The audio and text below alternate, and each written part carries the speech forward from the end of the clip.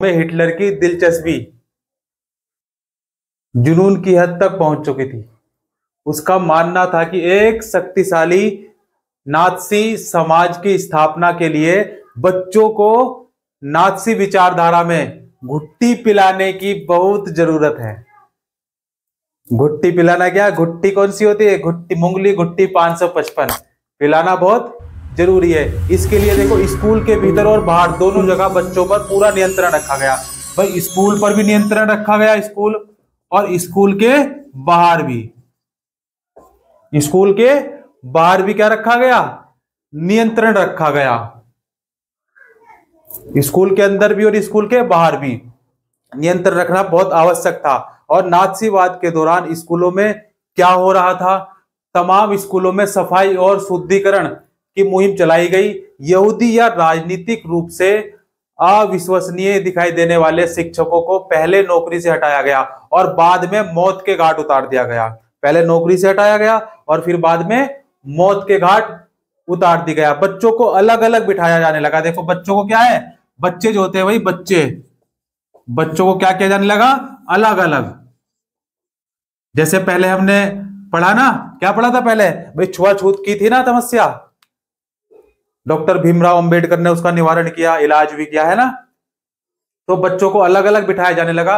German और यहूदी बच्चे एक साथ ना तो बैठ सकते थे और ना खेल कूद सकते थे। बाद में अवांछित बच्चों को, यानी यहूदियों, जिप्सियों के बच्चे, किसके?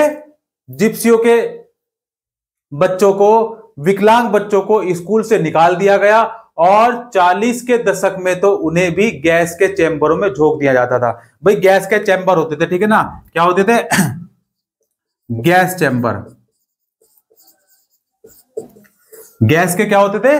चैम्बर होते थे, उनमें झोंक दिया जाता था और होता क्या था? मर जाते थे। अच्छे जर्मन बच्चों को नात्सी शिक्षा प्रक्रिया से गुजरना पड़ता था। यह एक विचारधारात्मक प्रशिक्षण की एक लंबी प्रक्रिया थी। स्कूली पाठ्य पुस्तकों को नए सिरे से लिखा गया। जो पाठ्य पुस्तक थी, पाठ्य पुस्तकों का जो नया क्रम था, उसको क्या किया गया? नए सिरे से लिखा गया। और नस्ल के बारे में प्रचारित नास्ती विचारों को सही ठहराने के लिए नस्ल विज्ञान के नाम से एक नया विषय पाठ्यक्रम शामिल किया गया। किसके नाम से किया गया? नस्ल विज्ञान के नाम से पाठ्यक्रम। नस्ल विज्ञान, सुना आपने? नस्ल विज्ञान। तो नस्ल विज्ञान के नाम से एक नया पाठ्यक्रम जोड़ा गया, शामिल किया गया। और तो और गणित की कक्षाओं में भी यहूदियों की एक खास छवि गढ़ने की कोशिश की जाती थी। बच्चों को सिखाया गया कि वे वफादार और आज्ञाकारी बने। क्या बने? बच्चे कैसे बने? वफादार बने और आज्ञाकारी बने। यहूदियों से नफरत और हिटलर की पूजा करें। देखो यहूदियों से तो क्या करें बच्चे? नफरत करें, लेकिन हिटलर से प्यार करें। हिटलर से क्या करें? प्यार करें, ठीक है। और प्यार भी कैसा करें?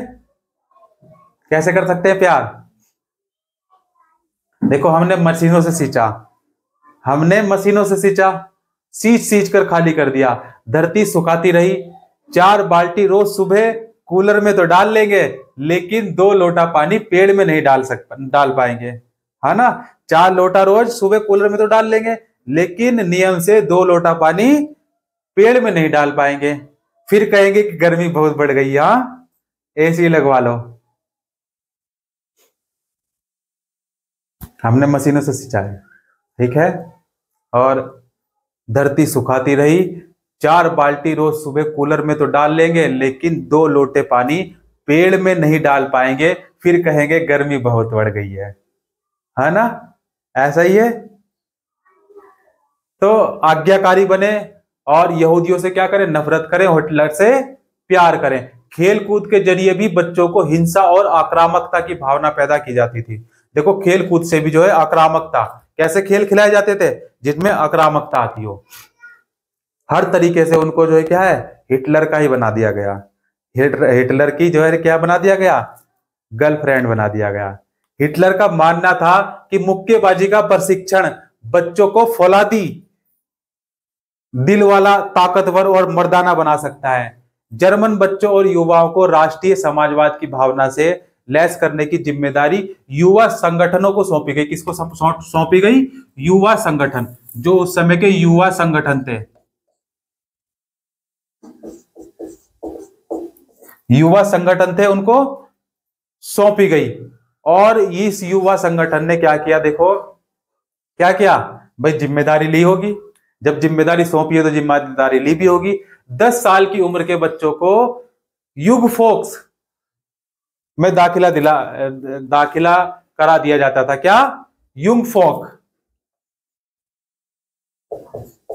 युंग फोक। भाई 10 साल की उम्र के बच्चों को युंग फोक में दाखिला दिला दिया जाता था। और 14 साल की उम्र में सभी लड़कों को नास्तियों के युवा संगठन हिटलर यूथ की सदस्यता लेनी पड़ती थी। क्या लेनी पड़ती थी? इसकी सदस्यता लेनी पड़ती थी। और इस संगठन में वे युद्ध की उपासना करते थे। क्या करते थे? युद्ध की उपासना करते थे। आक्रामकता व हिंसा, लोकतंत्र की निंदा और यहूदियों, कम्युनिस्टों, जिप्सियों व अन्य अवांछितों से घृणा का सबक सीखते थे। कैसे खतरनाक खतरनाक सबक सीखते थे, है ना। हिटलर अच्छा इंसान था कि बुरा इंसान था? कौन कौन बनना चाहता है हिटलर की तरह? देखो, गहन विचारात्मक और शारीरिक प्रशिक्षण के बाद लगभग 18 साल की उम्र तक वे लेबर सर्विस में, जब वे 18 साल के हो जाते थे, 18 वर्ष के हो जाते थे, तो किस सर्विस में? Labour service. लेबर सर्विस, जैसे डोमिनोज की सर्विस है ना, पिज्जा की सर्विस है, बर्गर की सर्विस है, ऐसे ही लेबर की सर्विस। ठीक है। तो जब वे 18 वर्ष की उम्र में हो जाते थे या उससे ऊपर हो जाते थे, तो वे लेबर सर्विस, क्या बोलते थे इसको? श्रम सेवा। क्या बोला जाता था इसको? श्रम सेवा। श्रम सेवा। श्रम सेवा की क्या लेनी पड़ती थी? श्रम सेवा में शामिल हो जाते थे। और इसके बाद उन्हें सेना में काम करने का मौका मिलता था, सेना में भर्ती होने का मौका मिलता था, सेना में काम करना पड़ता था। और किसी नास्ती संगठन की सदस्यता लेनी पड़ती थी, जरूर, अवश्य था, वह जरूरी था। और नास्ती यूथ लीग की गठन की कब की गई? उसका गठन कब किया गया? किसका? नात्सी यूथ संगठन। इसका संगठन का जो गठन किया गया, या इसको कह सकते हैं नास्ती यूथ लीग भी कह सकते हैं। इसको क्या कह सकते हैं हम? संगठन की जगह लीग ही लिख लो आप, ठीक है ना, लीग ज्यादा अच्छा रहेगा, ठीक है ना, लीग। इसकी गठन या स्थापना कब की गई? 1922 में हुआ था। इसका गठन कब हुआ था? 1922 में इसका गठन हुआ था। 4 साल बाद इसे हिटलर यूथ के नाम दिया गया। 4 साल बाद की इसको क्या दिया गया? Hitler youth. Hitler youth. 4 साल के बाद इसको क्या नाम कर दिया गया? इसका हिटलर यूथ नाम कर दिया गया। और 1933 तक आते आते इस संगठन में लगभग 12.5 लाख से ज्यादा बच्चे थे। युवा आंदोलन को नास्तिवाद के तहत एकजुट करने के लिए बाकी सभी युवाओं संगठनों को पहले भंग कर दिया गया था और बाद में उन पर प्रतिबंध लगा दिया गया था। बाद में क्या लगा दिया गया? उन पर प्रतिबंध लगा दिया गया। और मातृत्व की नास्ती सोच कैसी थी? देखो, नास्ती जर्मनी में प्रत्येक बच्चे को बार बार यह बताया जाता था कि औरतें बुनियादी तौर पर मर्दों से भिन्न होती हैं। क्या बताया जाता था उनको बार बार? कि जो औरतें होती हैं, औरतें खतरनाक होती है ना भाई। आजकल मुस्कान जैसी औरतें भी हैं, है ना, और 10-10 बार सांप से कटवाने वाली नागिन भी हैं। तो औरतें मर्दों से भिन्न होती थी। अब मर्दों के मन में क्या है? डर का भाव फैला हुआ है, डर का भय फैला हुआ था। और डर के आगे जीते माउंटेन ड्यू किए मर्द सारे हैं। औरतें मर्दों से क्या थी? हाँ, नहीं। देखो, ना रख किसी से आशा, ना रख किसी से बैर, खुश रह खुद में तू, चाहे तेरा कोई अपना भी बन जाए गैर। और तन और मन की बेहतरी के लिए ना रख तू कोई कसर खाली, याद रख अपने जीवन की खुशी का, असलियत में तू ही है खुद माली। समझ पाया बच्चे? नहीं, चमत्कार को नमस्कार है ना? सही कहा मैंने? चलो, कम टू द पॉइंट। औरतों को जो बुनियादी तौर पर मर्दों से भिन्न होती थी, उन्हें समझाया जाता था कि औरतें मर्द के लिए समान अधिकार का संघर्ष गलत है। समान अधिकार का संघर्ष क्या है? गलत है। यह समाज को नष्ट कर देगा और इसी आधार पर लड़कों को आक्रामक इसी आधार पर जो है लड़कों को क्या आक्रामक, मर्दाना और पत्थर दिल होना सिखाया जाता था, जबकि लड़कियों को यह कहा जाता था कि उनका फर्ज एक मां बनना और शुद्ध कार्य या शुद्ध आर्य रक्त वाले बच्चों को जन्म देना। कौन से बच्चों को? शुद्ध आर्य हो। बच्चे कैसे हो भाई? बच्चों शुद्ध आर्य, बच्चे शुद्ध आर्य हो और शुद्ध आर्य बच्चों को जन्म देना और उनका पालन पोषण करना।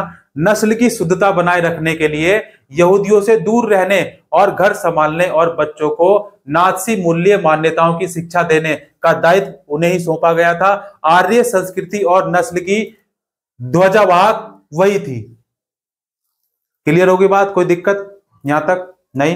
देखो 1933 में हिटलर ने कहा था, क्या कहा था? 1933 में हिटलर ने क्या कहा था कि मेरे राज्य की सबसे महत्वपूर्ण नागरिक मां है। क्या है? मां है, और मां से बढ़कर तो है नहीं, है ना, हमारी मां के बराबर कोई नहीं। 1933 में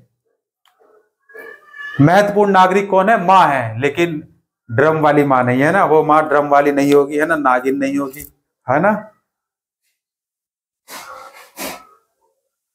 लेकिन नास्ती जर्मन में सारे माताओं के साथ भी एक जैसा बर्ताव नहीं होता था। जो औरतें नस्ली तौर पर अवांछित बच्चों को जन्म देती थी उन्हें दंडित किया जाता था, जबकि नस्ली तौर पर वांछित दिखने वाले बच्चों को जन्म देने वाली माताओं को इनाम दिए जाते थे। क्या दिए जाते थे? इनाम, पुरस्कार मिलता था। हाँ, भारत रत्न मिलेगा।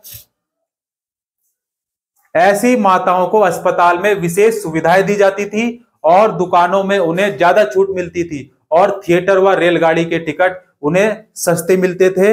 हिटलर ने खूब सारे बच्चों को जन्म देने वाली माताओं के लिए, जो माताएं खूब सारे बच्चे देती थी, ठीक है ना, जो माताएं खूब सारे बच्चे देती थी, उनके लिए वैसे तमगे देने का इंतजाम किया था। क्या? तमगे, मेडल देने का इंतजाम किया था, जिस तरह के तमगे सिपाहियों को दिए जाते हैं। वीरता मेडल मिलता है ना सिपाहियों को, अच्छे काम करने के लिए, है ना।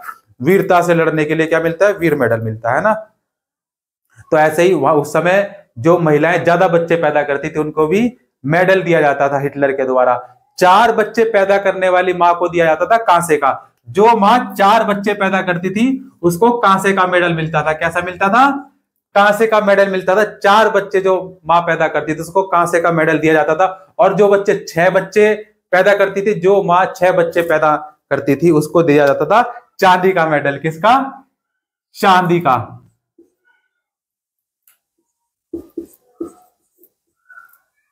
जो मां 6 बच्चों को पैदा करती थी, जन्म देती थी, उसको दिया जाता था चांदी का मेडल दिया जाता था।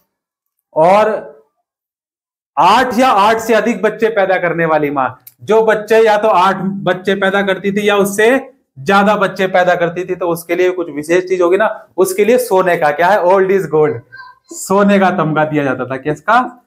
सोने का तमगा दिया जाता था।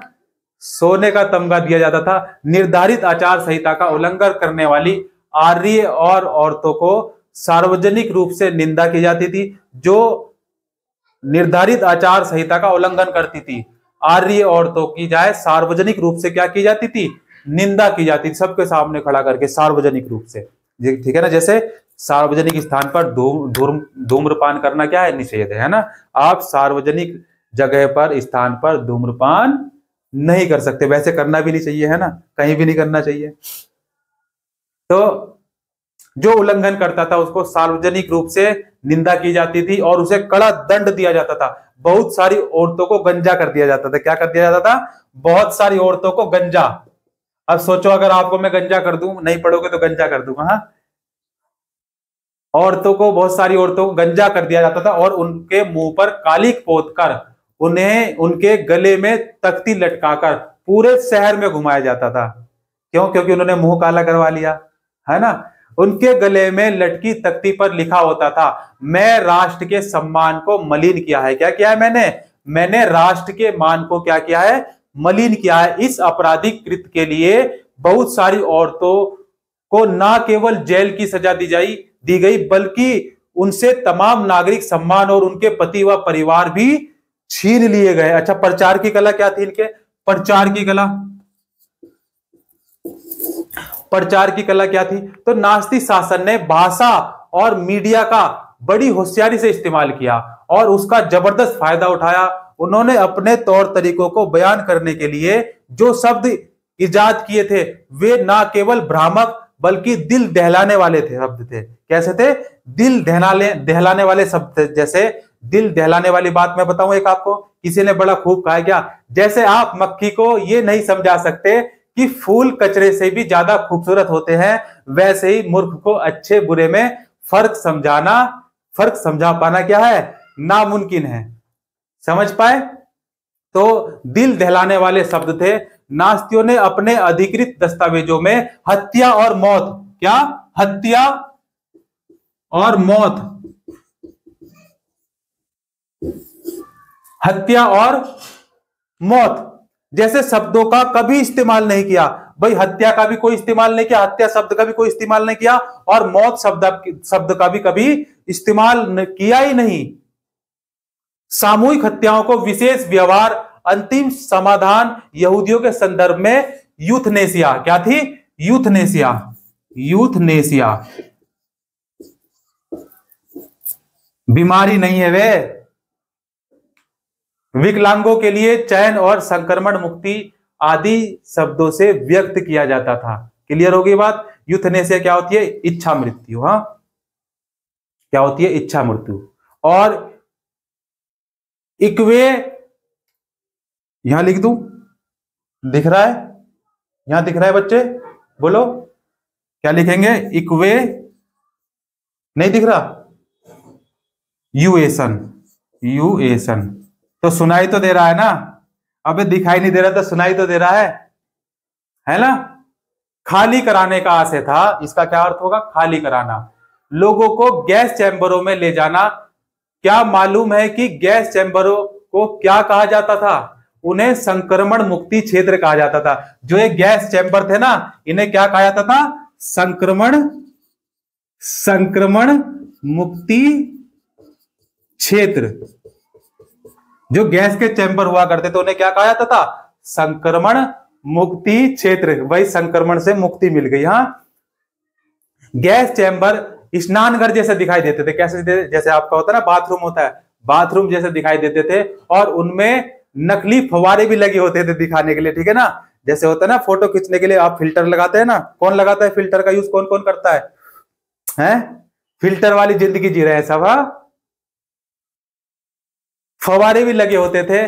शासन के लिए समर्थन हासिल करने और नात्सी विश्व दृष्टिकोण को फैलाने के लिए मीडिया का बहुत सोच समझकर इस्तेमाल किया गया। बहुत सोच समझकर विचारों को फैलाने के लिए तस्वीरें, क्या? तस्वीरें। तो खींच मेरी फोटो है, तस्वीरों के माध्यम से, क्या? तू खींच मेरी फोटो। ऐसे करते हैं ना आप लोग? ऐसे ही है, तो खींच मेरी फोटो। तो बहुत अच्छे तरीके से इस्तेमाल किया जाता था। ठीक है ना? आजकल हम तो रील स्क्रॉल करने में इस्तेमाल करते हैं, अच्छा ज्यादा से ज्यादा समय, है ना? लेकिन उसने ऐसा नहीं किया। ठीक है ना? विचारों को फैलाने के लिए तस्वीरों का, फिल्मों का इस्तेमाल किया, रेडियो का इस्तेमाल किया, पोस्टरों का इस्तेमाल किया, आकर्षक नारे भी दिए। ठीक है ना? तुम मुझे खून दो, मैं तुम्हें आजादी दूंगा, दूध मांगोगे तो खीर देंगे, कश्मीर मांगोगे तो चीर देंगे। आजकल ये फॉर्मूला जो है पाकिस्तान पर लागू हो रहा है। आतंकवाद छोड़ दो नहीं तो चीर देंगे, है ना? लेकिन मानते ही नहीं है। तो बहुत सोच समझकर इस्तेमाल किया था। आकर्षक नारे बनाए जाते थे। ठीक है ना? इश्तिहारी पर्चों का खूब सहारा लिया जाता था। पोस्टरों में जर्मनों के दुश्मनों की रटी रटाई छवियां दिखाई जाती थी। छवियां मतलब फोटो, उनकी छवि। भाई उनको थोड़ी ना बिल्कुल घुसेड़ देगा, मेरी फोटो खींचोगे तो क्या मुझे लटका दोगे? नहीं ना, क्या मेरी छवि होगी ना वो। तो छवियां दिखाई जाती थी, उनका मजाक उड़ाया जाता था, उन्हें अपमानित किया जाता था, उन्हें शैतान के रूप में, किसके रूप में? शैतान के रूप में पेश किया जाता था। शैतान आ गया, क्या आ गया?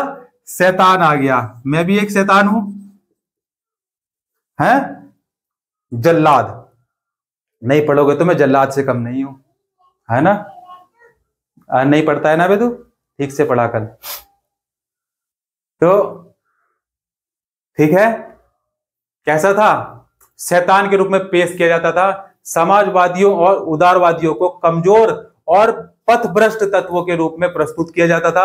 उन्हें विदेशी एजेंटे कहकर बदनाम किया जाता था। विदेशी एजेंट क्या कहा जाता था? विदेशी एजेंट। तुम क्या हो? विदेश के एजेंट हो। एजेंट किसको बोलते हैं? दलाल। दलाल कौन होते हैं? जो दलाली खाते हैं ना, विदेशी एजेंट। विदेशियों की क्या खाते थे? दलाली खाते थे, है ना। विदेशी एजेंट कहकर बदनाम किया जाता था। प्रचार फिल्मों में यहूदियों के प्रति नफरत फैलाने पर जोर दिया जाता था। नफरत फैलाने पर जोर दिया जाता था। द एटर्नल ज्यू, अक्षय यहूदी इस सूची की सबसे कुख्यात फिल्म है। क्या है? अक्षय यहूदी। कौन सी मूवी है? कहां लिख दे? यहां लिख देते हैं। अक्षय कुमार नहीं, अक्षय यहूदी। अक्षय यहूदी इस सूची की सबसे कुख्यात फिल्म है और परंपरागत यहूदियों को खास तरह की छवियों में पेश किया जाता था। उन्हें दाढ़ी बढ़ाए और काफ्तान किसको बोलते हैं? चोगा को बोलते हैं। चोगा क्या होता है? चोगा। चोगा पहने हो, परिधान पहने हो। परिधान क्या होते हैं? कपड़े। और ऐसे ही चोगा भी क्या होता है? एक ड्रेस होती है, ठीक है ना। उसको चोगा बोला जाता है। काफ्तान, उस समय क्या बोला जाता था? तो काफ्तान, चोगा पहने दिखाया जाता था। जबकि वास्तव में क्या था?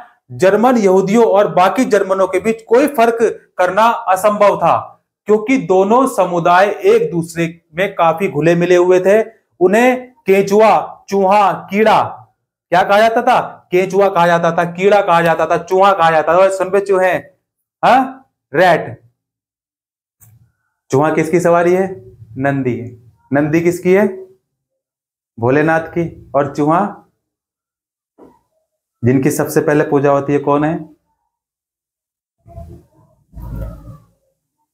ऐसे शब्दों से उनको संबोधित किया जाता था। उनकी चाल ढाल की तुलना कुतरने वाले छछूंदर जीवों से की जाती थी। छछूंदर देखिए आपने, वो कुतरती है ना, तो उनसे की जाती थी। और नात्सीवाद ने लोगों के दिलो दिमाग पर गहरा असर डाला। उनकी भावनाओं को भड़काकर उनके गुस्से और नफरत को अवांछितों पर केंद्रित कर दिया। इसी अभियान से नास्तिवाद का सामाजिक आधार पैदा हुआ। क्या हुआ? इसी अभियान से नास्तिवाद का सामाजिक आधार पैदा हुआ और नास्तियों ने आबादी के सभी हिस्सों पर आकर्षित करने के लिए प्रयास किए। पूरे समाज को अपनी तरफ आकर्षित करने के लिए उन्होंने लोगों को इस बात का एहसास कराया कि उनकी समस्याओं को सिर्फ नास्ती ही हल कर सकते हैं। ठीक है ना? क्या कर सकते हैं? नास्ती ही हल कर सकते हैं। बोलो हर हर महादेव, जय श्री राम।